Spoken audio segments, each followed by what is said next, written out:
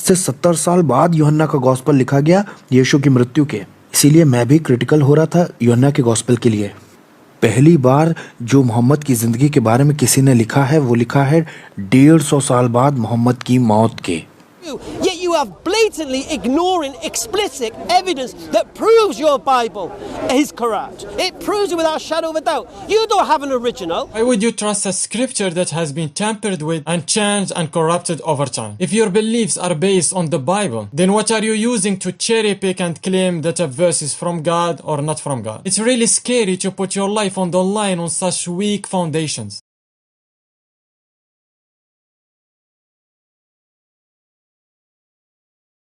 जब कॉलेज में पहुंचा अपने आप में बहुत कॉन्फिडेंट होके मैं एक दोस्त से मिला जिसके साथ मैंने आगे चलकर बहुत सारे डिबेट टूर्नामेंट्स भी किए।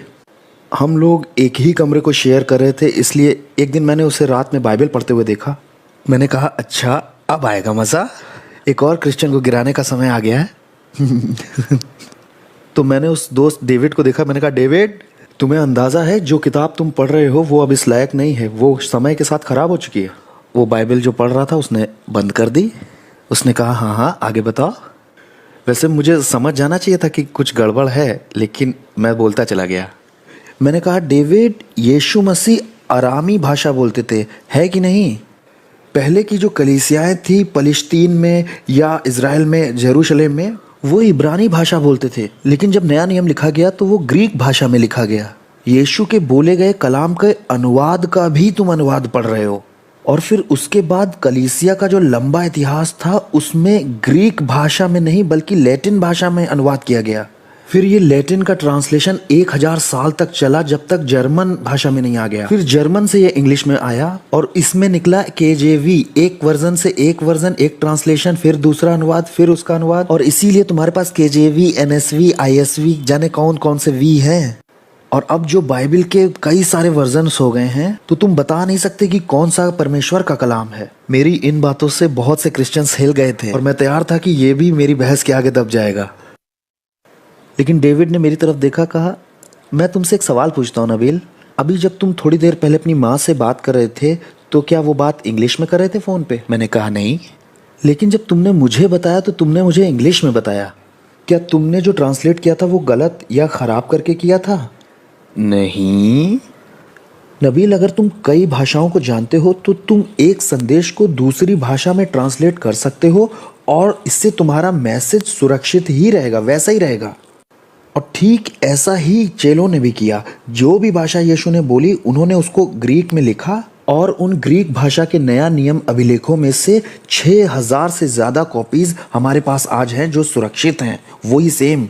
नबील, अगर उनमें से एक भी हमारे पास ना होती तो भी हमारे पास लैटिन और सीरियाई भाषा के लगभग 10,000 से ज़्यादा मैन्युस्क्रिप्ट्स हैं, वही जो ग्रीक में लिखे गए थे उनके।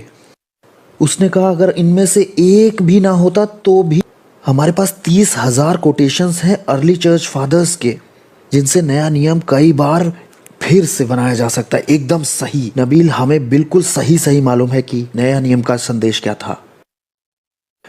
मैंने उसकी तरफ देखा। मैंने कहा डेविड, तुम ये सब बना के बोल रहे हो ना? मैंने कहा मैंने दर्जनों क्रिश्चियन से बात की, किसी ने मुझे ये बातें नहीं बताई। उसने कहा तुम्हें लग रहा है कि मैं बना के बोल रहा हूँ? मैंने कहा हाँ तुम बना के बोल रहे हो, चलो तुम असली बात निकाल के ले आओ, मैं तैयार हूँ। और फिर उसी समय से मैं और डेविड बहस करने लगे इन बातों के ऊपर, लेकिन हम सच की खोज करना चाह रहे थे और हमने आर्ग्यूमेंट्स करना शुरू कर दिया और हमने क्लासेस भी साथ में करना शुरू कर दिया ताकि हम पीछे बैठ के खूब आर्ग्यूमेंट्स कर सकें। हम लोग एक दूसरे के घर पढ़ने के लिए जाते और वहाँ खूब आर्ग्यूमेंट्स करते थे और समय बीतता चला गया और सच की खोज में हम लोगों ने एक दूसरे के साथ इतना समय बिताया था कि हम बहुत अच्छे दोस्त बन गए। मैं उसकी शादी में दूल्हे के साथ वाला एक व्यक्ति भी बना। जब उसका पहला बच्चा हुआ तब भी मैं वहाँ था। उसके साथ समय बिताने की वजह से मैं उसके बहुत नज़दीक आ गया था, यहाँ तक कि मुझे विश्वास था कि वो मेरे लिए गोली भी खा सकता है। और जब आप किसी पर भरोसा करने लगते हैं और वो आपको सुसमाचार बताता है तो इसका बहुत असर होता है। अगर आप किसी पे भरोसा ही नहीं करते हो और वो आपसे कहे कि अपनी ज़िंदगी दे दो और क्रूस उठा लो, तो आप उसकी सुनोगे ही क्यों? कोई इंसान अगर आपके देखने का नज़रिया बिल्कुल फाड़ के रख दे और आप जानते हो कि वो आपसे प्यार करता है, तब आप उससे जुड़ते भी हो और उसकी सुनते भी हो।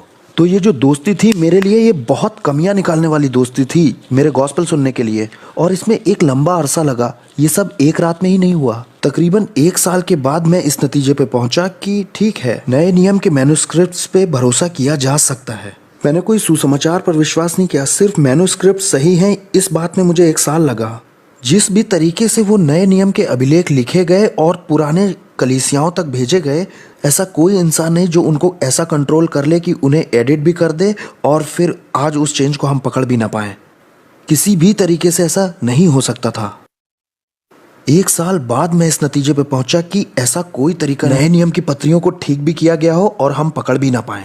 संभव ही नहीं है। चाहे क्रिश्चियनिटी का केस 80 to 85% सही लग रहा हो, लेकिन इस्लाम का केस अभी भी बहुत मजबूत है। उसने मेरी तरफ देखा, कहा, नबील अभी तक तुमने इस्लाम के केस को क्रिटिकली नहीं देखा है। मैंने कहा मुझे मालूम है। मैंने कहा मैं पक्की तौर से जानता हूँ, मैं बचपन से इस्लाम के एविडेंस को सुनता आया हूँ, कुरान के एविडेंस को जानता हूँ, मैं पक्की तौर से कहता हूँ इस्लाम सच्चा है। उसने कहा आओ इसका भी टेस्ट करते हैं, लेकिन सबसे क्रिटिकल चीज ये है, लेकिन इसका भी टेस्ट उसी डिग्री से किया जाएगा जैसे तुमने क्रिश्चियनिटी जांची। शर्त यह है कि तुम्हें ईमान के बिना इसे जांचना होगा और हिस्टोरिकल तौर पर जांचना होगा, और तब मुझे बताओ कि क्या नतीजा। और मैं तो बड़ा कॉन्फिडेंट था। मैंने कहा ठीक है, नो प्रॉब्लम, और मैंने वो उसी लेवल से अविश्वास के साथ उसे जांचा। मैं थोड़े कम शब्दों में बता रहा हूँ, लेकिन मुझे ये पता चला, मिसाल के तौर पर यूहन्ना का जो गॉस्पेल है उसके बारे में मैं बहुत ज़्यादा स्केप्टिकल हो रहा था, क्योंकि यहाँ पे मैं गलती ढूंढने वाले स्कॉलर्स के नज़रिए से बता रहा हूँ, क्रिश्चियंस के तरीके से नहीं। ये बताते हैं 60 से 70 साल बाद यूहन्ना का गॉस्पेल लिखा गया यीशु की मृत्यु के। इसीलिए मैं भी क्रिटिकल हो रहा था यूहन्ना के गॉस्पेल के लिए। पहली बार जो मोहम्मद की ज़िंदगी के बारे में किसी ने लिखा है वो लिखा है 150 साल बाद मोहम्मद की मौत के, और जिस इंसान ने वो लिखा था वो किताब तो खो चुकी है। हमारे पास एक इंसान है जिसने उस किताब के कुछ हिस्से को बचा लिया था। उस इंसान ने ऐसा कहा है कि मैंने इस किताब का थोड़ा सा ही हिस्सा बचाया क्योंकि आगे का जो हिस्सा था वो सच नहीं लग रहा था। तो पहला जो एविडेंस था मोहम्मद के लाइफ का, वो बहुत बहुत बाद में आता है यीशु का जो एविडेंस उसकी लाइफ के बारे में दिया है उससे। और जो इंसान उसे बचाता है वो क्लेम करता है कि ये अनरिलायबल लग रहा है। और मैंने शुरू कर दिया अगल बगल रख के कंपैरिजन करना। कुरान का क्या इतिहास है बाइबल के कंपैरिजन में, मोहम्मद की जिंदगी कैसी दिखाई दे रही है। मुझे तो बचपन से आज तक यही बताया गया कि मोहम्मद आज तक का सबसे ज्यादा अमेजिंग आदमी था। मुझे बताया गया कि वो सबसे अच्छा राजनेता था, मोहम्मद राजदूत भी था, बहुत अच्छा नीतियां बनाने वाला, एक बहुत अच्छा सेनापति भी था, एक बहुत अच्छा शौहर, औरतों के हक की लड़ाई लड़ने वाला और गरीबों का बचाने वाला। कुछ इस तरह का मोहम्मद मुसलमान देखते हैं और जब इज्जत करते हैं तो ऐसे मोहम्मद की इज्जत करते हैं, इतना बड़ा अजीम तरीन और ग्रेट आदमी मान के। जब मैंने इतिहास के सबूतों को उठाकर पढ़ा जो बाद में लिखे गए थे और सच नहीं लग रहे थे, वो वाले नहीं, जब मैंने देखा इतिहास में क्या कहा गया है, ये मोहम्मद जो इतिहास के पन्नों में दिया है वो बहुत अलग है उस मोहम्मद से जो मुसलमानों के दिलों में है। मैंने कहा मुझे इन दोनों में से किसी एक को ही मानना होगा। अगर मैं ईमानदारी बरतूं और डेविड के चैलेंज को सही से फॉलो करूं, हिस्ट्री के एविडेंस को क्रिटिकली देखूं, तो मुझे यकीन करना पड़ेगा कि मोहम्मद कुछ इस तरह का हुआ करता था, एक मार काट करने वाला। तो मैंने कहा कि ठीक है, मैं मोहम्मद पर भरोसा तो नहीं कर सकता, शायद मुझे कुरान के इंस्पिरेशन पर तकिया करना चाहिए, क्योंकि मुसलमानों का विश्वास है कि शहादा पर यकीन करना होगा मुसलमान बनने के लिए। शहादा ऐसा है, ला इलाहा इल्लल्लाह मुहम्मद रसूलुल्लाह, अल्लाह के सिवा कोई खुदा नहीं और मोहम्मद उसका रसूल है।